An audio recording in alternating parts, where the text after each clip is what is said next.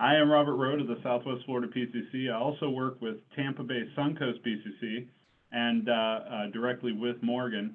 It gives me great pleasure to introduce our guest speaker today, Morgan DiGiorgio.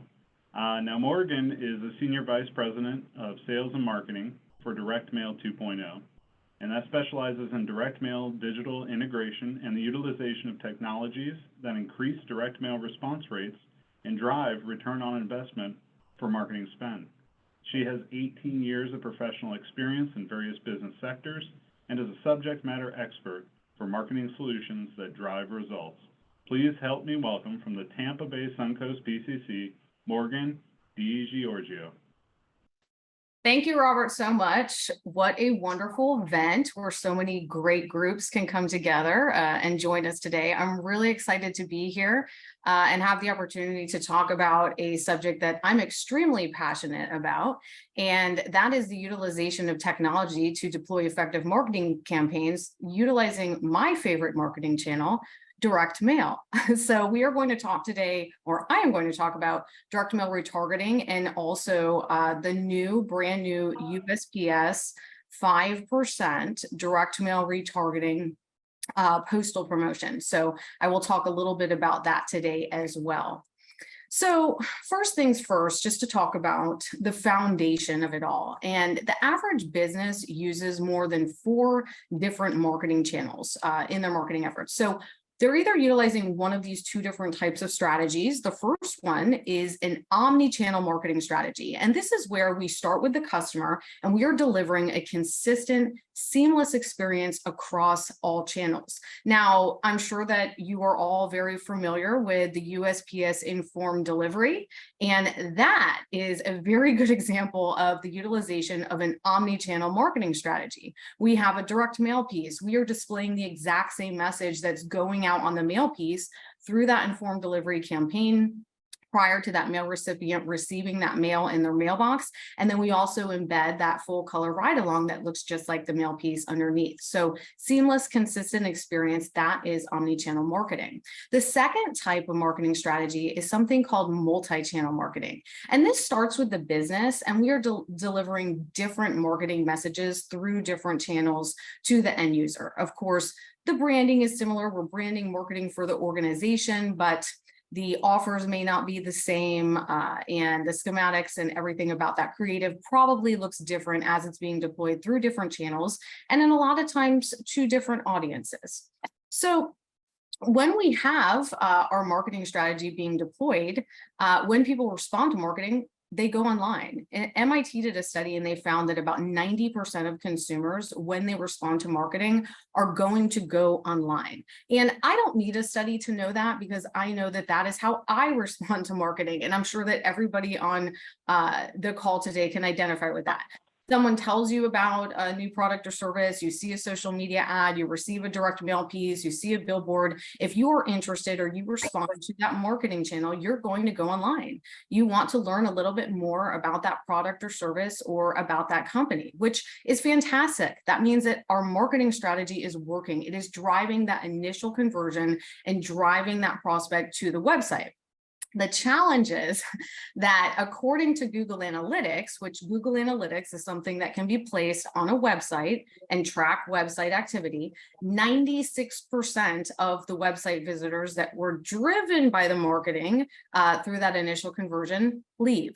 They leave without taking an action. They don't buy anything. They don't fill out a form. They don't tell you that they're there. They don't tell you that they have an interest. They came to your website and they leave. So where do they go when they leave? Well, consumers typically will go to a competitor's website.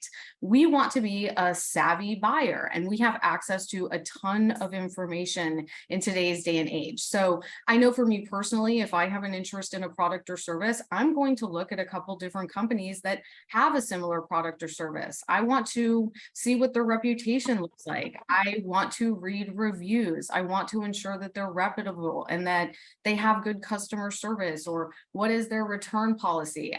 I personally could spend quite a bit of time even just on Amazon looking at the same product through a couple of different sellers and reading the reviews, right? So very important, we're spending a lot of money through our marketing campaigns to drive these initial conversions, but we have 96% of those people that showed that interest leaving, and they're going to competitors' websites. So we need a strategy so that we can get back in front of them and earn their business. So who are these website visitors? Well, we have Exhibit A. This is a casual browser. This is somebody that is probably never going to buy.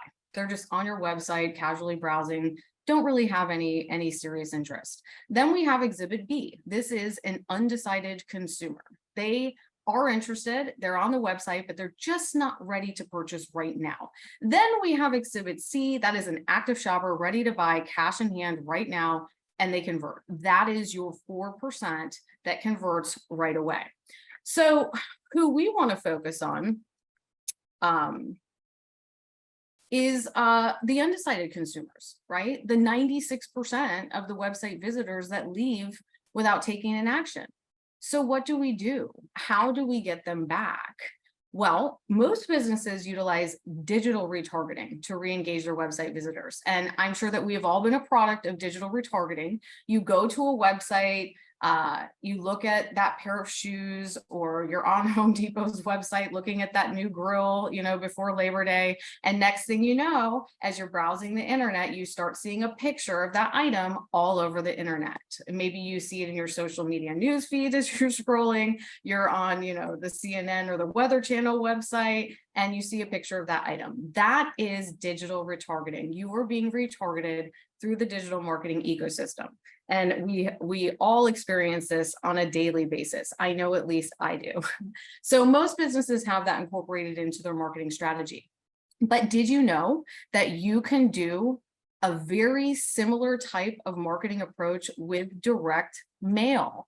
So direct mail retargeting is when we send a custom direct mail piece to website visitors based on the actions that they took on the website. So now I'm looking at that pair of shoes, or I'm looking at that new grill, and next thing I know, 24, 48, 72 hours later, I have a postcard in my mailbox with a picture of that item and a really phenomenal offer that's going to push me over the edge to come back and make that purchase.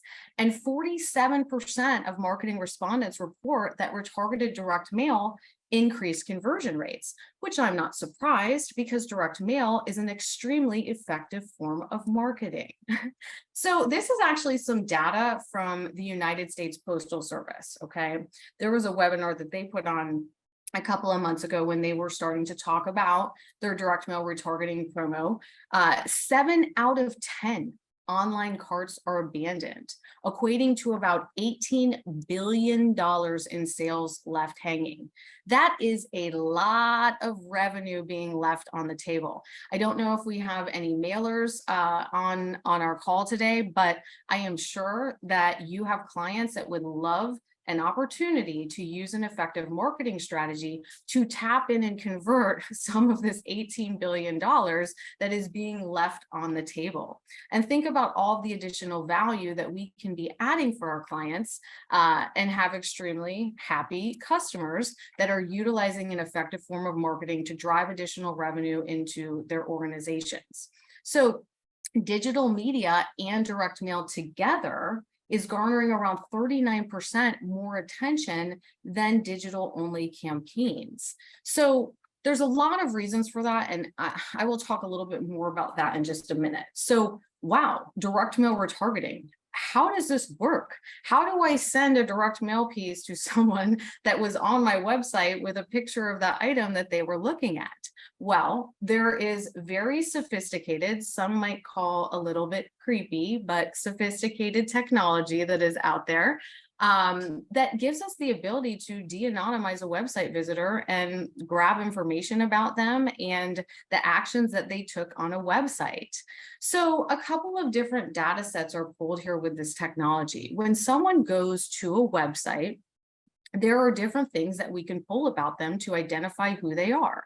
And the first thing that we look at is their IP address. So what IP address are they pinging off of, and who is that IP address affiliated with?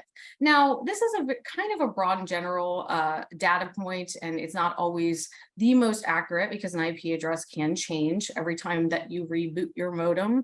That IP address changes, but in general, it's a very good first level data set to de-anonymize that website visitor.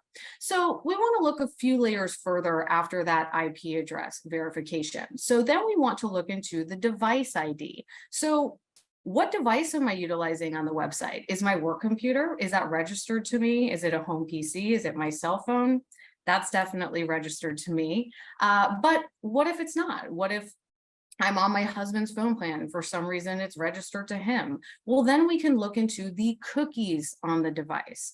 Now, some people, I don't know, they have kind of a love-hate relationship with cookies. Me personally, I love cookies. I enable cookies for convenience sake, and I will give you a couple of reasons why, and you probably do the same. So I hate to have to put in my personal information, my first name, last name, address, phone number, email, every time I go to buy something.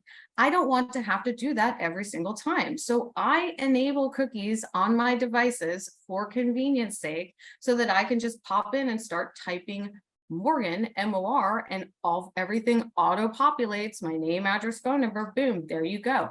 That is a cookie. And guess what?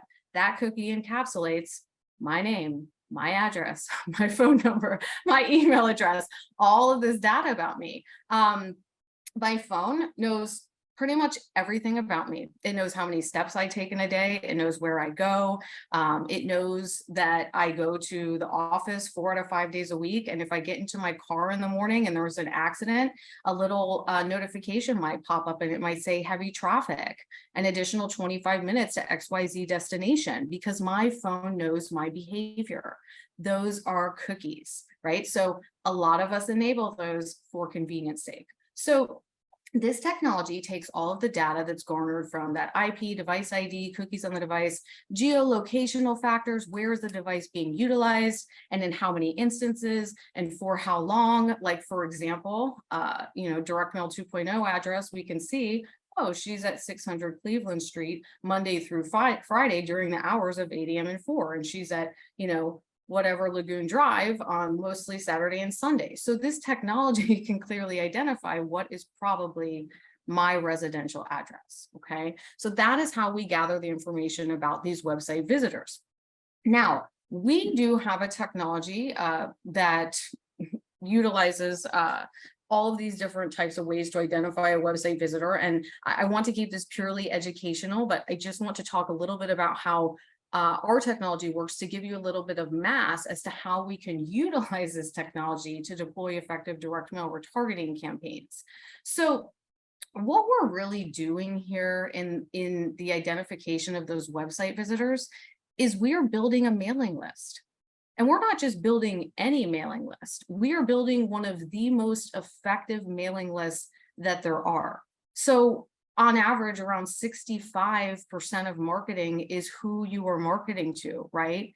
That's why if I'm going to deploy a direct mail campaign for the customer, the first thing that I want to acquire for them is a rock solid list, right? And I want to make sure that I'm marketing to the right people. I'm not going to send a direct mail piece for a dog product to people that don't own a dog, right? And so utilizing technology like this, we can identify the people that are literally raising their hand and telling you, I am interested right now. I am on your website and I am telling you that I am interested, and that specifically I am on these product pages, and this is specifically what I am interested in. Now, in addition to being able to grab a 95% accurate residential address for a website visitor, you can see the pages that they visited, so you know in particular what they were interested in. So now when you send them a direct mail piece to that 95% accurate residential address, you can incorporate a picture of that product or service that they were specifically looking at. And there's a lot of other data that you can grab as well in terms of their actions taken on the website. For example, I can see When did they come to the website last? How many pages did they view? How much time did they spend on those pages? How many times did they come back to the website? So let's say that I want to put together an extremely targeted direct mail campaign, and I want to trim all of the fat off of this list, and I want to utilize my marketing dollars to target the people that are the most plausible going to convert. Well, I probably only want to market to the people that spent the most amount of time on the website, or who came back to the website the most times, right? So those are the people that are the most likely to convert. And so this is all of the data that we can grab to put together extremely targeted and personalized direct mail campaigns. And what I can tell you is that on average, we see around a 9 to an 18% response rate when lists that are created from technology like this are mailed to. And that's an astronomical statistic for a direct mail response rate. I mean, you ask any client what their average response rate to mail is, if they have the ability to effectively track it, and they're going to tell you on average probably about 1%. So if you can get around a 9 to an 18% response rate on a direct mail campaign, I mean, you're knocking your client's socks off. Now, why are we able to achieve a response rate like that when we utilize direct mail retargeting? And the answer is because it is the silver bullet of marketing. You are marketing to the right people at the right place at the right time with the right message and a good offer and call to action based on all of the information that you have the ability to acquire about them through the utilization of technology. So 81% of consumers want brands to know them and understand when to approach them and when not to. So sometimes, people might tell me that, oh, I don't want to bother my customers with retargeting them, or, by displaying a lot of messages to them, or people actually prefer to be marketed to in that way. Absolutely, I want to be marketed to with a good offer about a product or service that I'm interested in or that I already have a need for. Why would I not want to receive an offer for 15, 20% off for a new Leo that I have to buy for my daughter for her gymnastics competition in a month anyway? Why would I not want to be marketed to about products and services that I have a need for? If I know that my air conditioning is on its way out, and I'm going to have to make a heavy investment of 5 to 10 grand, and my online activity is showing that I'm interested in air conditionings right now, why would I not want to be shown the best, latest, and greatest offers out there for something that I have a need for? So this technology is giving us the ability to get right in front of people with a marketing message that they are telling us that they're interested in, right? So we can market to people in a way that they want us to. And I said I was going to talk a little bit about why the injection of direct mail is so important, and it's this right here. So on average, a consumer is seeing anywhere between 4 to 10,000 marketing messages a day. Now, sometimes the statistic is just even a little bit overwhelming for me to digest, but when they're talking about this, they're talking about digital ads, direct mail, logos on t-shirts, billboards, email. I mean, we are seeing branding and messaging all over the place, whether it's on a pen, a coffee cup, there's marketing messages everywhere. So we are inundated with marketing messages, and a lot of things are getting lost in this marketing ecosystem and in the digital marketing ad space. But when we can inject a tangible direct mail piece into our marketing strategy and do something different and stand out in someone's mailbox, you're making an impression. So the injection of mail in a marketing campaign is an extremely effective marketing strategy. And there's so many reasons for that. I mean, we know the power of mail. We live, breathe, and eat this every day. I'm a huge advocate just going around talking about the power of mail and how it takes less cognitive effort to process a marketing message. When I go out to my mailbox and I grab my mail, I look at it all before I make the decision to maybe discard something or decide if I'm not interested in that. When I wake up in the morning and I open an email inbox and there's all this stuff that I have no interest in and I just delete it all, I never received the marketing message on the email that I deleted, but I received the marketing message on the mail piece that I decide that I'm not interested in. right? So direct mail is just such a powerful and effective channel. And injecting that into our marketing strategy is just so effective. So data pending. I talked a little bit about some of the information that we can grab from people online. Also, I wanted to say that if anybody's interested in having the ability to pull business data from technology like this, you absolutely can do that as well. So I talked about how technology out there can give us information on a personal or on a person or an individual, getting that 95% accurate residential address. But the technology also can give you business data. So you can get company name, a bunch of contacts at that organization, their phone numbers, their emails, their LinkedIn URLs. Now, me personally, I feel that grabbing the residential data about the prospect at the business is also an extremely effective marketing strategy. Now, with marketing, there's no perfect science. So I would say, hey, why don't you run a test and see which one works best for you? But I guess just to give you an example, let's say that Morgan at Direct Mail 2.0 goes on ABC Mailer's website, and because I need a direct mail campaign done for our office, and I leave that website, you might get Direct Mail 2.0, my contact information, Brad's, a couple of our sales reps, but you won't specifically know that it was me, Morgan DiGiorgio, that was on your website that had an interest in that direct mail campaign. But if you pulled my residential information, you would know that it was me, and you could send me a direct mail piece directly to my personal mailbox with a really good offer and probably make a very good impression on me, because I can assure you I most likely looked at 4 or 5 other competitors or their organizations, just deciding upon who I want to give my business to, right? So you can make an impression on me. Now, if you send it to Direct Mail 2.0, there's a good possibility that it may make it to me, or it may not. It may not make it past the gatekeeper. It may not make it to my desk. So, but you can get both. You can get residential or you can get business information.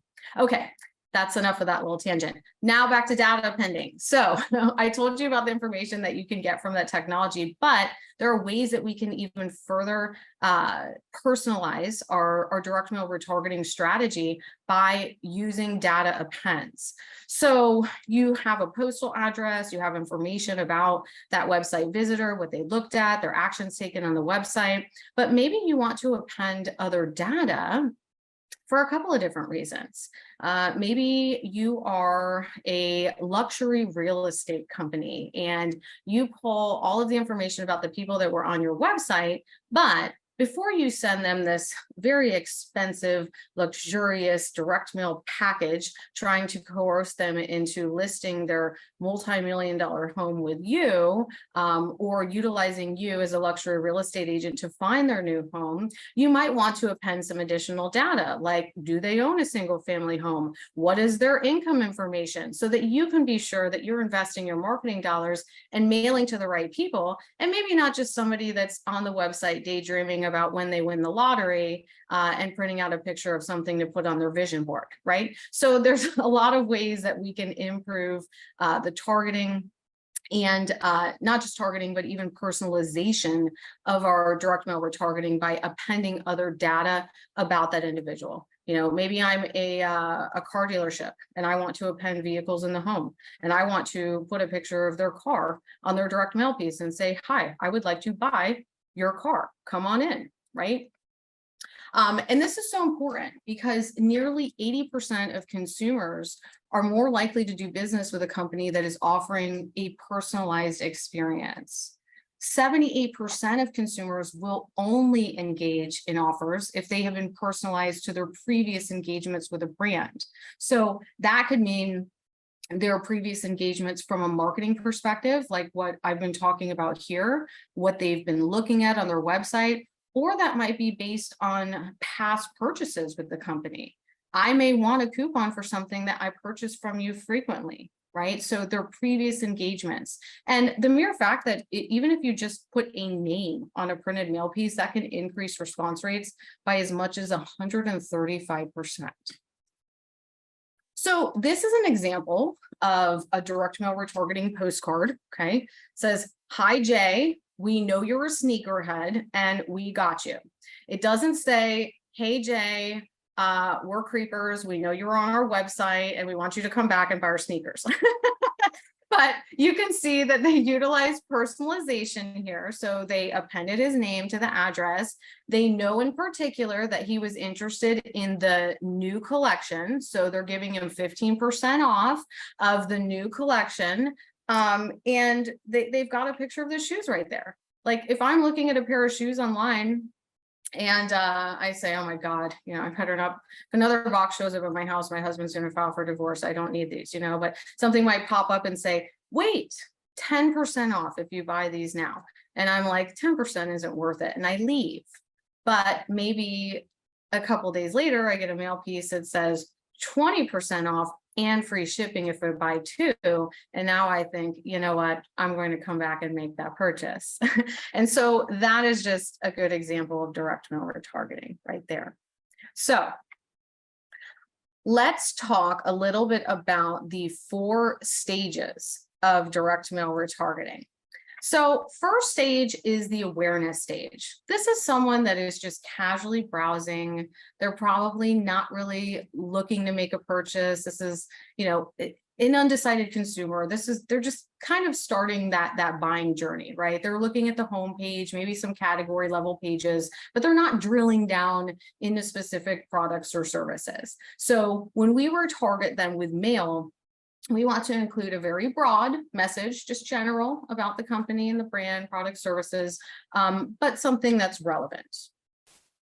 Then we have prospects and consumers that are in the actual consideration stage. They have come back to the website multiple times, at least just more than one. They're viewing the same pages. They're looking at the same products multiple times. They have a strong interest. And that's the direct mail retargeting piece should speak specifically to what they were browsing with a compelling offer. They keep coming back. They just need a little something extra to push them over that finish line and drive them in to convert. Then we have the purchase stage. And this is an actual abandoned shopping cart or abandoned form. And this is the strongest purchase intent signal that you could have. I've actually added it to my cart, but for some reason or another, I didn't convert. And so you need to send them an actual picture of whatever was in their shopping cart with a really compelling offer and encourage them to come back and make that purchase. Last stage is the loyalty stage. Now, what I'm talking about here is grabbing the information about your existing customers. And I can't tell you how many times a client will ask me, "Morgan, why would I want the information about my customers? I don't need their contact information. I know who my customers are. I have their information. I don't need any information on them," which is true. You do have your customers' contact information, and it's a general statement, but 80% of sales come from 20% of our customers. And so maybe you have your customers' contact information and you know that they always buy product A from you, but what you don't know is that they keep coming to your site and that they are interested in products B, C, D, and E. So if you just automatically eliminate wanting any information about your existing customers, you may be leaving a lot of revenue on the table there by not tapping into that information that can help you increase your revenue streams by grabbing additional revenue from your existing customers. And this is the best way to do that. You already have a relationship with your customers. They already trust you. They're already making purchases with you. And so it should be some of your lowest lying fruit. And so an example of this might be a bank, for instance, right? So we have people that come to a bank website that are just logging in and checking their bank account balance on payday every week, right? But we definitely don't want to market to people that are just going to the website to check their bank account balance. But if I'm a bank, I definitely want to know if my existing banking customers are coming to my website and they are looking at a home equity line of credit page or a car loan website or the CD website. And so if you automatically just erase your existing customers, you may be losing out on a ton of additional revenue. And you do have the ability with this technology to just track certain pages on your website.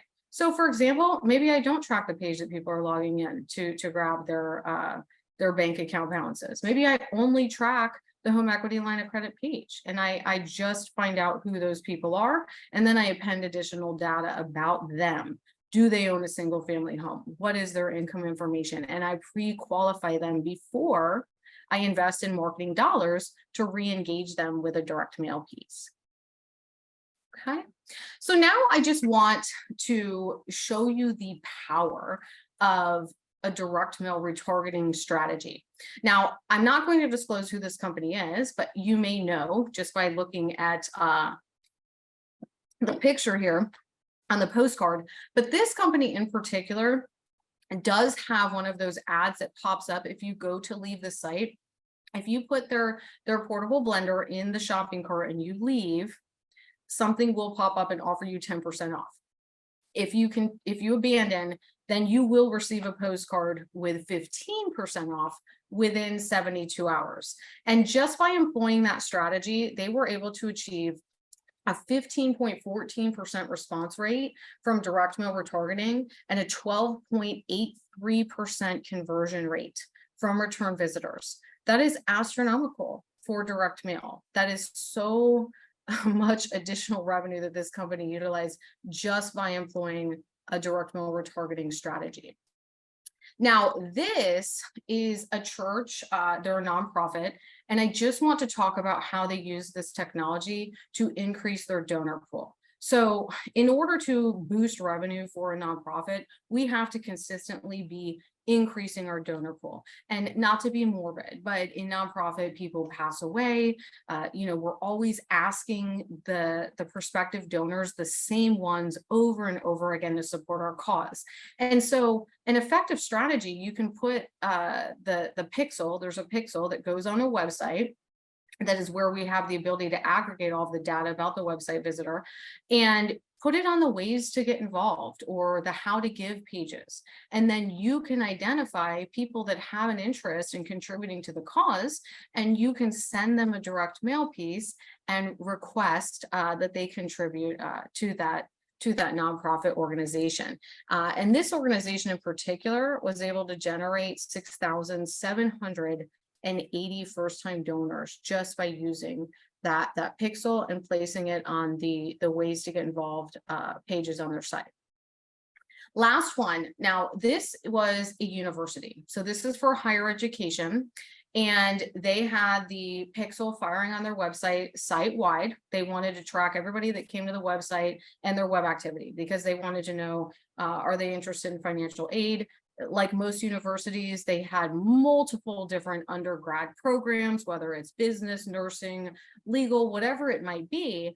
And so they had the opportunity to identify the website visitor, but also knew what program in particular they were interested in, so they could send them a direct mail piece regarding that particular undergraduate program. And they were able to achieve an astronomical 25% response rate just from using direct mail retargeting. And that is just phenomenal because the higher education space is super competitive.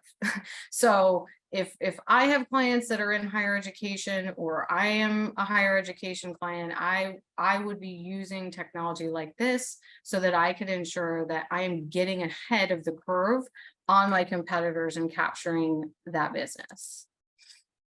So the USPS 5% retargeting promotion. This is a brand new promotion that is being offered by USPS this year. It just started a couple of days ago on September 1st. This is going to run all the way through November 30th. This is also already pre-approved for next year also. So start to get interest with your clients. I mean, who doesn't want to utilize an extremely effective marketing strategy, get a 9 to a 25% response rate on direct mail, and get a 5% postage discount while you're doing it? I mean, that sounds like a win-win to me, but I don't know, maybe no one's asking me, but I think it sounds like a pretty good deal. So just by utilizing a technology like this, where there's a pixel that goes on the website, you identify the website visitor, and that website visitor is being retargeted with mail, and they qualify for that 5% postage discount. Now, a couple of caveats with this promotion. This is only eligible for first class mail and only eligible for a first class mail postcard. Okay, so no letters and flats, no periodicals, can't get creative with it. First class mail postcard. Also, USPS has approved 2 eligible STIDs. So when the mailing list is processed, you need to process the mailing list with one of these 2 eligible STIDs here, 498 or 499. Any other STIDs utilized will not qualify when you submit your postage statement through USPS. So how does this work? How do I take advantage of this? Well, first thing you have to do is you have to register for the direct mail retargeting promotion in the gateway. Next thing you have to do is you have to register for the promotion in the mailing promotions portal. From there, you are going to submit a service request record for the retargeting promotion in the mailing promotions portal, and you are going to include an attachment of the approval letter from USPS for the technology being used. So whatever technology that you are using, make sure that you reach out to USPS and you get an approval letter for that technology. If anybody on the call today is using a technology provider, please get with me. I'm happy to point you in the right direction of how they can get their approval letter from USPS. In my opinion, the more that we can be utilizing effective technology like this and use more mail, I don't care whose technology it is, the more the better. So happy to help anybody that needs to be pointed in the right direction. And then you're going to include an attachment, just a PDF of the representative sample of the postcard mailing that the client will be using for that promotional period. Once that sample mailing is approved, it only has to be approved one time, and you are good for the rest of the promotional period. Then the postage statements will be submitted electronically, claiming the discount code RG.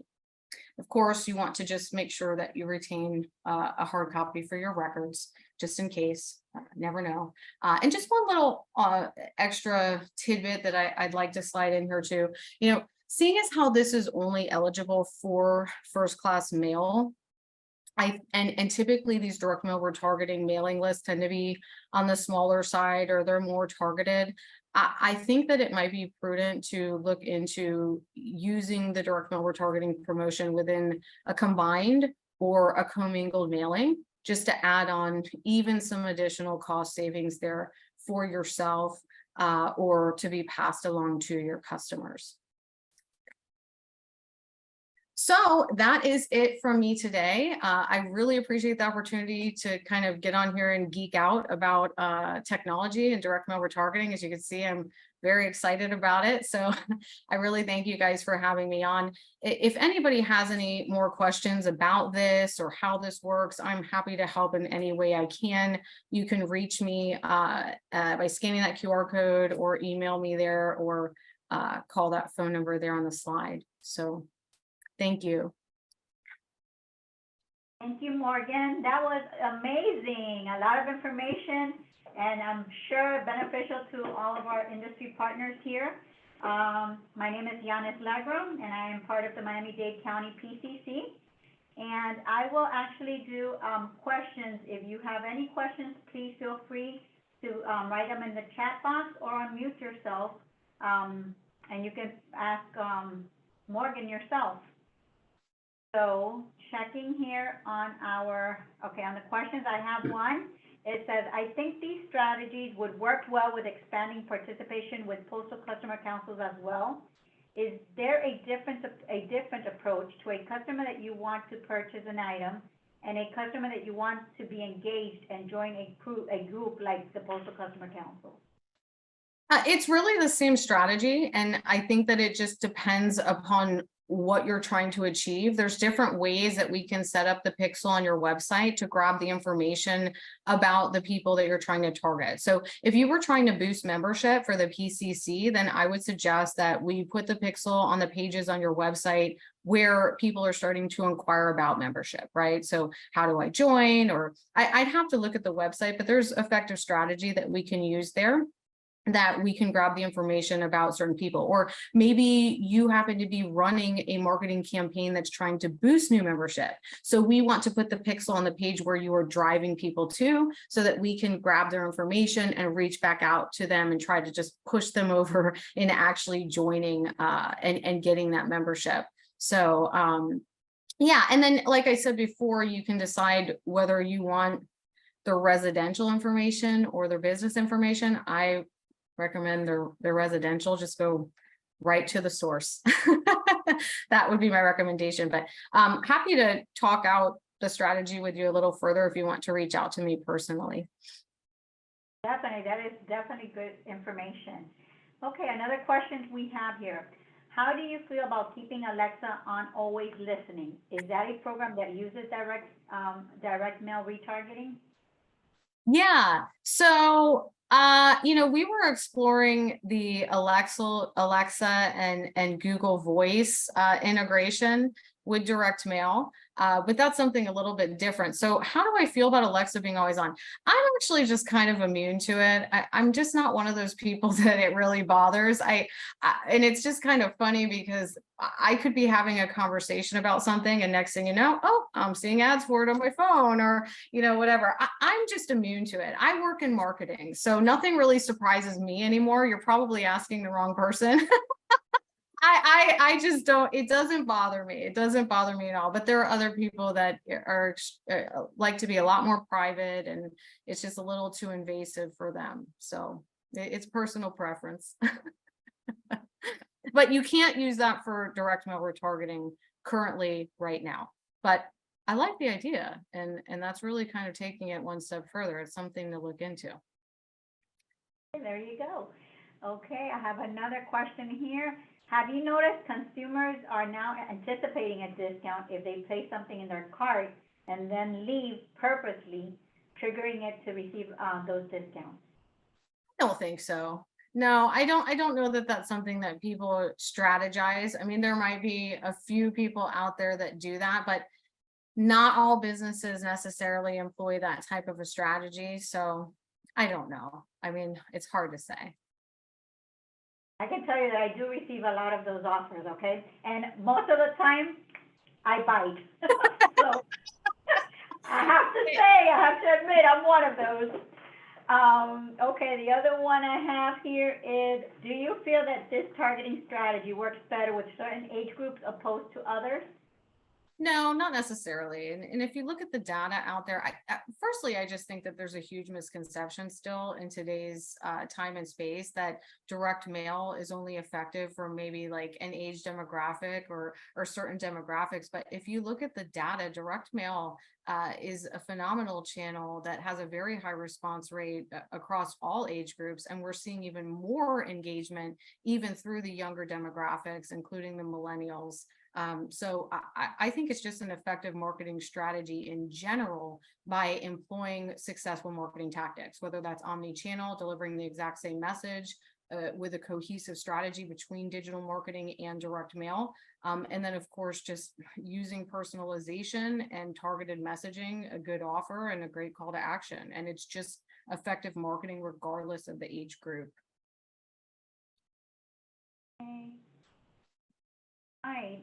I think that is it. Does anybody want to unmute themselves for any questions that they've thought of? I did have a question, Morgan, and it was really about when you were talking about cookies. This was earlier on in your presentation. I always am weary about enabling cookies, and I don't know why. I just always had that. Maybe it's a misconception, but when you do enable it and you do provide, it automatically populates your information. I mean, is that information like able to be seen by other businesses or other people, or that's what I'm always weary of with the cookies. Hackers? Real quick question before I answer your question, Sherwin. Do you have an Alexa at home? I do. I'm just kidding. So when I just want to make sure that Dora was wondering the same thing. So I just want to make sure that I'm understanding the question. So when you're asking if other people can see that information, do you mean outside the scope of the company that is using Yes. technology? No. So there's a pixel that is placed on that customer's website, and all of the information is aggregated and stored on this pixel, and then it is pulled down into a reporting type format. So it's housed and stored on AWS servers, and it's secure and within that customer's website and within the pixel. So it's not something that's publicly shared or available to anyone else. It's just whomever is using that targeting or tracking technology. So when you're using your device, like your phone, and it says enable cookies for whatever, it's only that particular site that you're on that can access that info. Well, there's a lot of other marketing technology out there that actually can grab information like that. For example, there's something called the bid space. And so there are tons of marketers that are always vying for prime marketing real estate out there, whether that's on a mobile app that's on your phone or on Facebook or whatever that is. And there is technology through the bid space that is identifying and aggregating the information about that bid space that is available through certain devices. Okay. So yes, in that regard, outside of the scope of what we're talking about here, that information can be available. Yes. Yeah. Okay. That's why I'm always kind of weary about it, but I feel okay. But that answers my question. Yeah. Yes, and some people are, right? It's a personal preference, and Mhm. and there's a lot of, that there's just simple things too, Sherwin, like even like enabling GPS on your phone. So Sure. another Yep. part of the bid space, like they know where this device is. I'm worried about that too. Well, you're gonna have to go off the grid, Sherwin. I Can't run, you can't hide. Yeah. Right. Good question. And there's a lot of comments on great presentation, awesome presentation, kudos. Also, I think it's Roy Walker from out of Oklahoma, I believe, PCC, just wanted to know if he can get this presentation. I know we recorded it. So is this a presentation available? And I actually said he could probably reach out to you directly if you wanted to do a presentation for any of the other PCs. Absolutely. No, I'm happy to share the presentation. I'm happy to do a presentation or any way that it can be helpful or spread this educational information. Anytime that we can get interest in using more mail, I am happy. Yeah, if you want to leave your contact info, maybe your email in the chat box so people can pick that up, that would be a great thing. And anybody that would like to reach out to Morgan, she is available to do presentations for your PCC as well. And we do thank you. My pleasure. Thank you for having me. Any other questions from anybody else? Okay, if there's no other questions, I'd like to introduce Sherwin Salas of the Northeast Florida PCC to present our Certificate of Appreciation to Morgan. That is right. And yeah, great presentation, Morgan, such a dynamic speaker. We had the pleasure of meeting Morgan in person at our PCC last year during our National PCC Day when she did a workshop on direct mail during one of our workshops for PCC Day, and also was invited for a breakfast that we had on marketing to the millennials. And we couldn't get the sound system going on that, but we do appreciate your support, Morgan, as we do for the Southern Area Postal Customer Councils. And here's a certificate for our appreciation to you for presenting direct mail retargeting to the Southern Area PCCs during our September joint webinar. Thank you so much for supporting the Southern Area PCCs in our efforts to educate, network, and assist our industry and postal leaders. So we appreciate you so much. Thanks for your time and commitment. Thank you.